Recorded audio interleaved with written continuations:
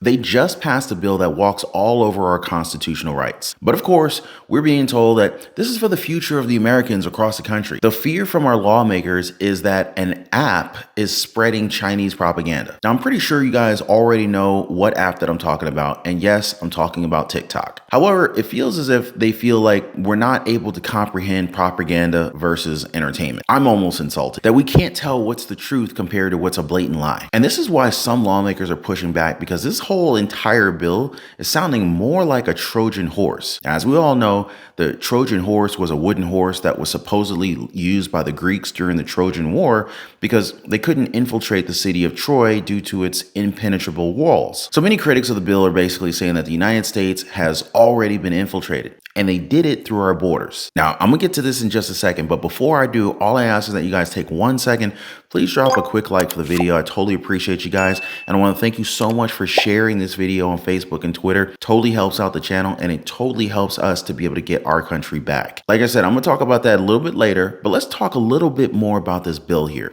So the House of Representatives approved a bill that could ban the use of TikTok right here in our country. Now, the argument for those who voted in favor of this is saying that TikTok is a threat as it is Chinese owned. ByteDance, the parent company of TikTok, they would have to sell the app within the next 6 months or face having it removed from the app stores and web hosting services here at home. Now, it's worth noting that many experts believe that this legislation came to a vote way too quickly. Now, this has representatives in the House saying that there's no way that the Senate can ignore this. Congressman Mike Gallagher of Wisconsin said that he's aware that Senate Majority Leader Chuck Schumer is very concerned about this Chinese Communist Party. He went ahead and added that there's an opportunity for productive dialogue to be made with the Senate since this bill got a lot of bipartisan support. But Schumer on his end, he didn't commit to it, as he's basically saying that they need to go over it first. And it might be best if they actually read it, because there's some very questionable language in it. And I know these politicians, they typically just don't really read the whole thing, thousands of pages. Who could blame them? But at the same time, you're affecting millions of Americans' lives when you do. One of the questionable languages in this thing here is what's being questioned by Representative Marjorie Greene, because the goal of this bill is to protect our privacy and our national secrets, right? Or at least that's what they're peddling to us. But Greene asked why the federal government wasn't already doing that in the first place. She asked that, they should have already been doing this against companies that are actively stealing the data and invading our privacy right now. Representative Thomas Massie also weighed in and quoted some of the language that was within the bill. So Massie called out the vague language as they categorized the term foreign adversary, controlled application, and there's so many different definitions. Now, it's written here that it could mean a website, a desktop app, a mobile app, or augmented or immersive technology. He added that this in and of itself would grant the president the power to ban websites. This is dangerous, guys. We can't let this happen. That means that websites like X, Twitter, YouTube, Facebook, Truth Social, and Rumble, places where Americans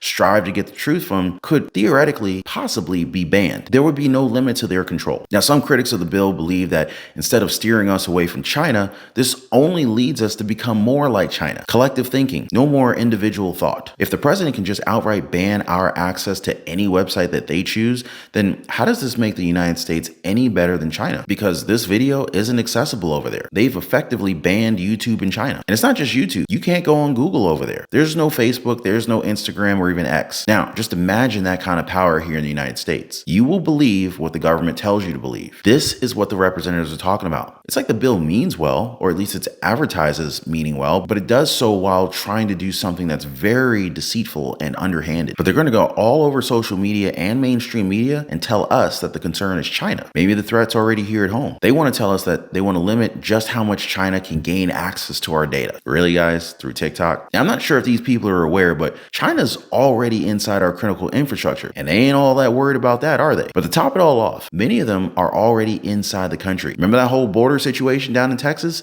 California, Arizona?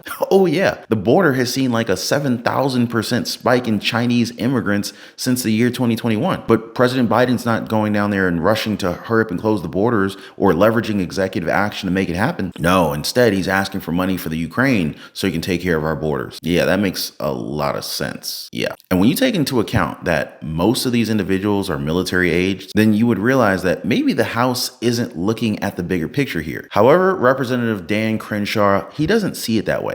Dan says that he sees TikTok as a radio tower smack dab in the middle of Washington, D.C., a radio tower that's pushing Chinese propaganda to the American people. He added that this app can manipulate the minds of Americans through propaganda. Now, some analysts fired back by saying that Crenshaw must think so little of the American people, like we barely have 2 brain cells to rub together, because he thinks that we can be swayed very easily by Chinese propaganda. However, many question what he's basing this idea on. Now, as far as content is concerned, they have shown no proof that China has used TikTok to spread propaganda or misinformation throughout the United States. Crenshaw, though, said that it would be easy for China to alter the algorithm to fool us with whatever China wants us to believe. The problem here is that the algorithm doesn't run in China. Senator Rand Paul, he went on X or Twitter to say that the algorithm for TikTok runs in Oracle Cloud here in the United States. Paul also mentioned and added that TikTok is not owned by China because this is what the lawmakers assess, right? That we need to ban TikTok because it belongs to China. But the reality is that 60% of the company is actually owned by US and international investors. Only 20% is owned by company founders, and 20% is owned by the company employees. 7,000 of those being Americans themselves. The plot thickens, doesn't it? He also said that this bill is a draconian measure that would discourage free expression and trample on our constitutional rights. The senator has already said that he plans on blocking this bill. Others argue that instead of targeting TikTok, they should instead investigate how China has been able to buy up farmland right here in the United States. And again, why more of them are coming through our borders, in many cases illegally. This is why many experts are calling out these lawmakers, because they believe that this is just a variation of the Patriot Act. Now, if you guys remember, Edward Snowden, he told us all about the Patriot Act and how surveillance was absolutely done against Americans after the 9/11 terrorist attack. And many also point to the Twitter files and how the narrative was controlled during the pandemic, how doctors were canceled for pushing back against vaccines and masking. Years later, and most of us are now aware of what truly happened and how some of these mandates actually caused harm. Now, this again causes a lot of concern for Americans because we could, again, lose the freedom of speech, the freedom to say what's on our minds because we fear being banned or having platforms just completely taken away from us. One argument that many agree on is that we should have the right to decide for ourselves. If we feel like an app that has viral dances and memes is a way for China to grab our information, then we should delete it. But that should be up to the people. It should not come from our government wherein they write vague legislation that can later be taken in many different ways, giving them powers that we didn't realize that we were approving. But what do you guys think about all this? Now, as far as I'm concerned, I'm gonna continue to do the work, keep you guys informed on what's going on every day. Before I go, I want to thank y'all for hitting the like button for the video. Thank you for subscribing. Thank you for sharing this video on Facebook and Twitter while we still have access to it. And I'll see you guys on the next one.